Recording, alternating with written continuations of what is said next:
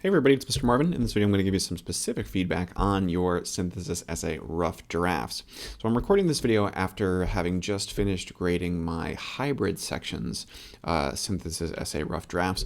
I may share this video with all of you. I may make a separate video for my other classes depending on how that feedback goes.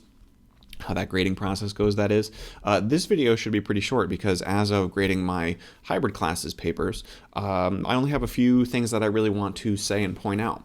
Most of the things that I said in the close reading feedback videos, both the rough draft and the final draft videos, will still apply here. Obviously, this is a different assignment, so it is a synthesis essay as opposed to a rhetorical analysis. But all of the grammatical, paragraph structure, and basic academic writing things that I said in those videos will apply here as well. Most of what I want to talk about is about synthesis itself specifically. And making sure that we understand what synthesis is and what synthesis is not, and especially what we're trying to do in this paper and what we're not trying to do in this paper. So I only have a few bullet points here, but let me just run through them quickly, and then as always, you guys are free to get in touch with questions as needed. First of all, make sure that you are reviewing the MLA formatting video as well as the MLA formatting guide, which is in the course resources area of the Blackboard shell. Remember that formatting is a third of each paper grade, and formatting is either right or wrong. So it's a very silly way to lose points. So make sure that you are formatting your papers correctly, your font is correct, your spacing is correct, you've got the correct information in the upper left-hand corner, your page numbers are properly formatted, your works cited page is all good to go. Those are things that are pretty easy to get right every single time. If you have any questions, of course, feel free to get in touch with me. One of the main things that I want to talk about in the context of the synthesis essay is when to introduce the articles.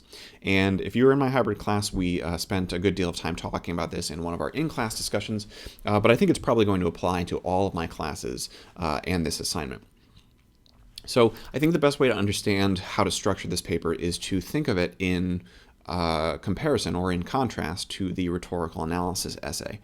The rhetorical analysis essay was a paper about an article, right? Because you were analyzing one author's rhetorical strategy, how they used language to reach an audience and to achieve a purpose. This paper is a synthesis essay. So unlike the first paper, which was about an article, this is not a paper about articles. This is not a paper about two articles. So whereas with the close reading, your topic was the author's rhetoric in their article, your topic for this paper is whatever the topic that the authors are writing about is. Remember that this is a conversation between you and two other writers. So your thesis statement should be about the topic. It should not be about the articles themselves. As such, you probably want to think twice about whether or not you're going to introduce the articles in your introductory paragraph. Now, for the first paper, that made total sense because the article was your topic, so you had to introduce the topic first thing.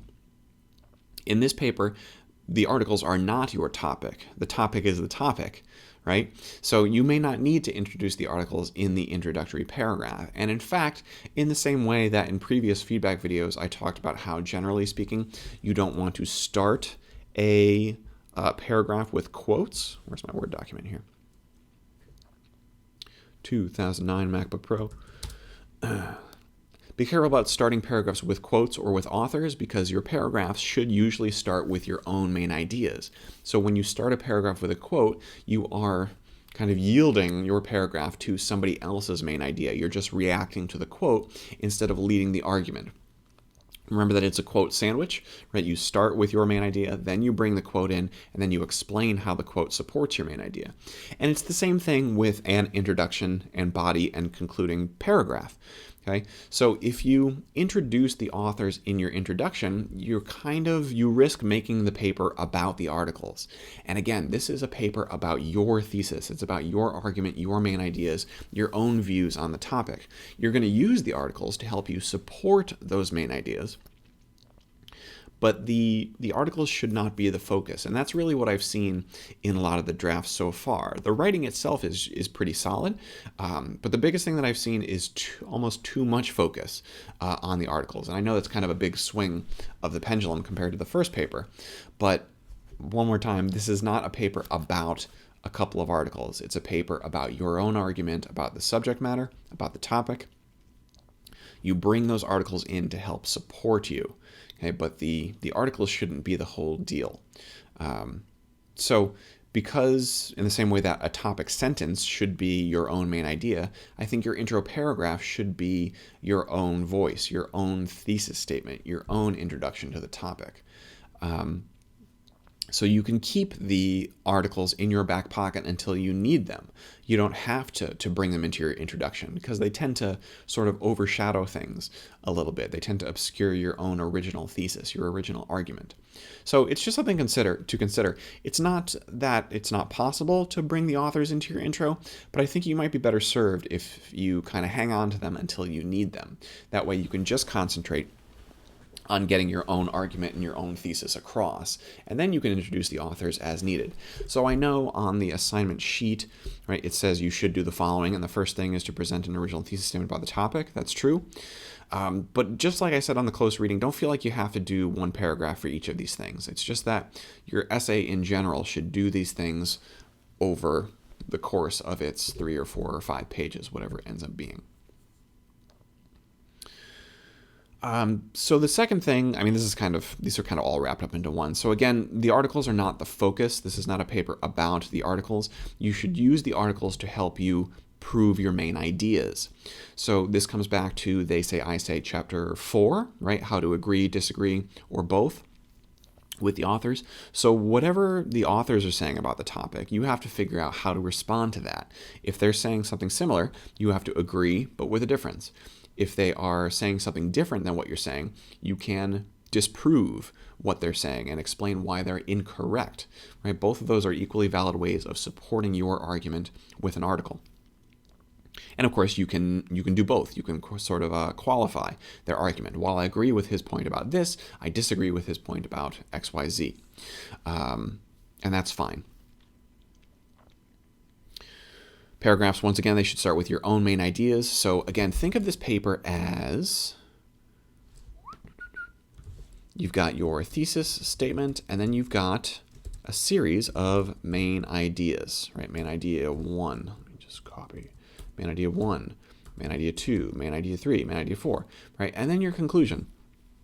So all of these things are original. They're your own creations. Okay, I see a lot of paragraphs that are starting with the authors. I see a lot of paragraphs that are starting with quotes. Okay, this is all about you. You will bring the authors in when you need them, and you should respond to those authors, and you should engage with their ideas. But they're not the focus. They're just your support. Remember, they're at the bottom of the triangle. It's not an upside down triangle, right? Where you're at the bottom, you're at the top of the triangle. So the articles are supporting you as opposed to you supporting the articles.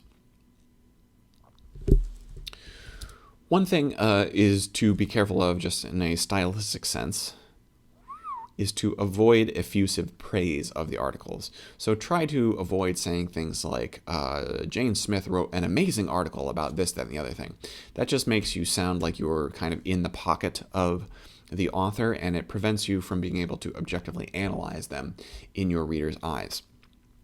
So if you like the articles that you chose, that's great, but that's not really something that you need to share with your reader in your paper.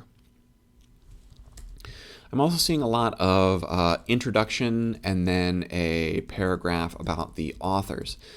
Kind of the same thing that I said before. Even though it seems like this means, okay, do an introduction with a thesis statement and then spend a whole paragraph talking about the authors, you don't really need to do that. Again, it's not about doing one paragraph for each of those bullets. You do need to introduce the authors at some point, but that takes like a sentence or two, you know? So don't feel like you have to give me your thesis statement and then spend an entire paragraph talking about the authors and then spend an entire another paragraph summarizing what the authors are talking about and only then get to your original argument. The whole paper is about your original argument. You don't need to spend a whole paragraph summarizing. You can summarize just as much as is needed, right? Sort of on the fly as you go.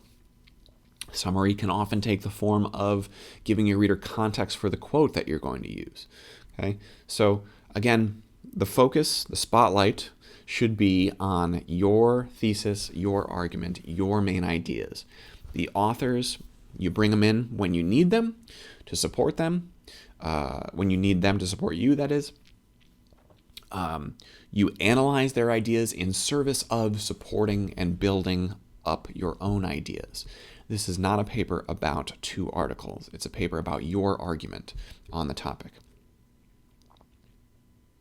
I think that's pretty much it. So if I continue, I'll just keep repeating myself. So I didn't say any, major grammatical things in this video, but I talked plenty about those sorts of things in the close reading feedback video. So don't be afraid to go back and revisit those as needed. Okay. The biggest thing with the rough draft, as always, is making sure that you are addressing the assignment and doing what the assignment is asking you to do.